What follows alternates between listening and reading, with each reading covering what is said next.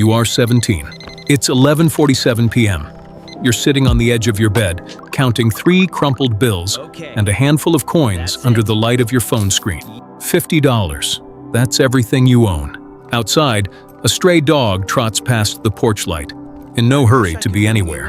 Downstairs, your father's voice comes through the thin wall, telling your mother you'll never amount to anything. You don't argue. You don't even move toward the door. You just open a notebook and write one word at the top of the page. Start. Level 1, $50. You buy a box of candy bars wholesale from a store 2 towns over. Since the shop near your house won't sell at bulk price to a 17-year-old.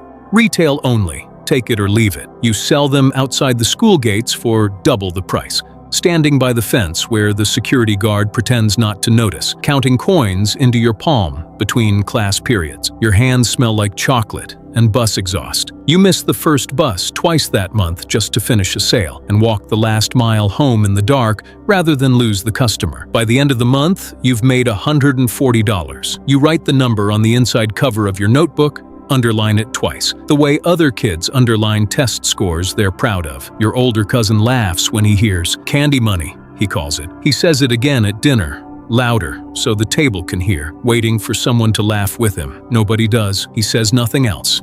Nobody believes you. Level 2, $500. You stop selling candy and start selling sneakers, the kind other kids want but can't find in your city. You spend weekends refreshing release pages at 3 a.m., buying pairs, reselling them for triple to kids who'd rather pay you than wait in line themselves outside a store that sells out in minutes. You learn which sizes move fastest. You learn to say no to bad trades. You learn that a good deal sometimes means walking away first. By spring, you've made $500. Your mother finds a shoebox of cash under your bed and asks where it came from. You tell her. She doesn't smile. She asks if you're doing something illegal. You say no. She checks the shoebox again the next morning, like the money might have explained itself overnight, counted it twice before putting the lid back on exactly as she found it, careful not to leave a fingerprint of doubt behind. She says nothing. Nobody believes you. Level 3, $5,000. You are 19 now. The sneaker resale market gets crowded fast. Everyone's doing it, margins shrink to nothing, and you're tired of building someone else's brand for them. You want something with your own name on it instead. College acceptance letters sit unopened on the kitchen table, gathering the faint dust of a decision you've already made without saying it out loud. You take what's left of the sneaker money and turn it into $5,000, reinvesting every dollar into a small online store. Printed t-shirts, shipped from your garage between stacks of boxes your father keeps threatening to throw out every time he needs to park the car. You design the first logo yourself at midnight on a laptop with a cracked corner, and you don't sleep until it looks right. Your father calls it a phase. Your mother packs your lunch for the garage the same way she used to pack it for school. Like the routine itself is a kind of faith she isn't ready to say out loud. Your best friend, the one who took the safe finance internship, tells you at a birthday party that you should get a real plan B, swirling ice in a plastic cup like the advice cost him something. Other people at the party laugh along, the way people do when they're not sure who's right. You nod. You don't answer. The number does. Level 4. $50,000, your store scales, crossing $50,000 within the year. You hire your first employee, a friend who skipped college the same way you did, who believes in you before your own blood does, who shows up at 7 a.m. without being asked twice and stays until the last order is packed. You move production out of the garage and into a rented unit the size of a studio apartment, the smell of fresh ink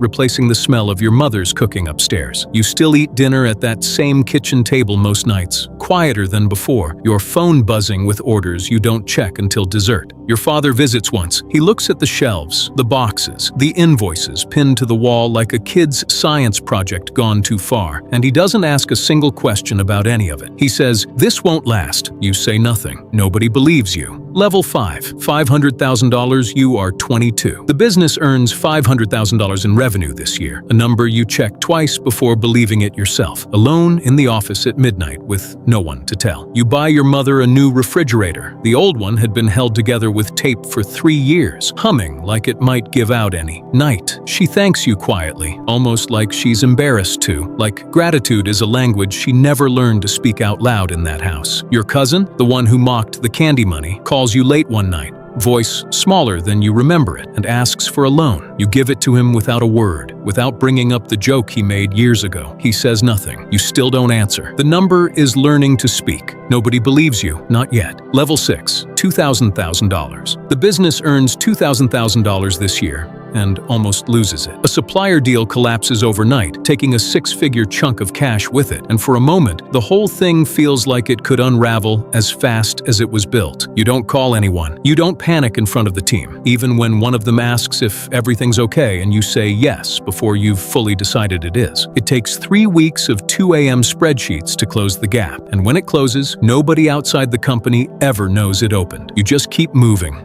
the way you always have, one row at a time. For the first time, no one says it. There's nothing left to say.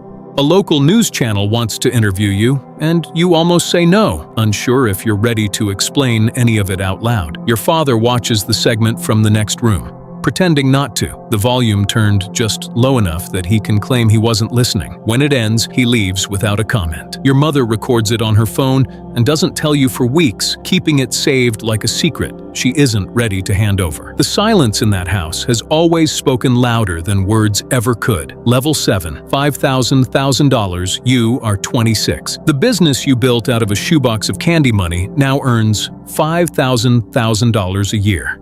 You buy your parents a house. Not because you need to prove anything anymore, because it's simply time, and the old refrigerator has long since been replaced by things that no longer need explaining. Your mother walks straight to the kitchen first, the way she always does, and stands there a moment before she even looks at the rest of the house. Your father walks through the front door of a home his son bought him and stands in the living room for a long moment, hand resting on the wall like he's checking it's real. Like the paint might tell him something the years didn't. Outside, the moving truck is still parked in the driveway, half unloaded, and nobody rushes to finish it. He doesn't cry. He just says 4 words. I should have believed you. You say nothing. You don't need to. The number already did. You are back in that same bedroom. Except it isn't yours anymore. It belongs to whoever bought your childhood house, because your parents don't live there now. The window still faces the same streetlight still flickers at the same hour, and somewhere behind that wall, a stranger's furniture sits where your bed used to be. A car passes. A dog barks somewhere down the block. Maybe the same one, maybe a different one. You can't tell anymore, and it doesn't matter. You stand outside it for a second, the way people do when they want to remember where something started. $50 and a notebook. That's all it ever took. They didn't believe you. You didn't need them to. If nobody believes in your $50 yet, stay. We build quietly here.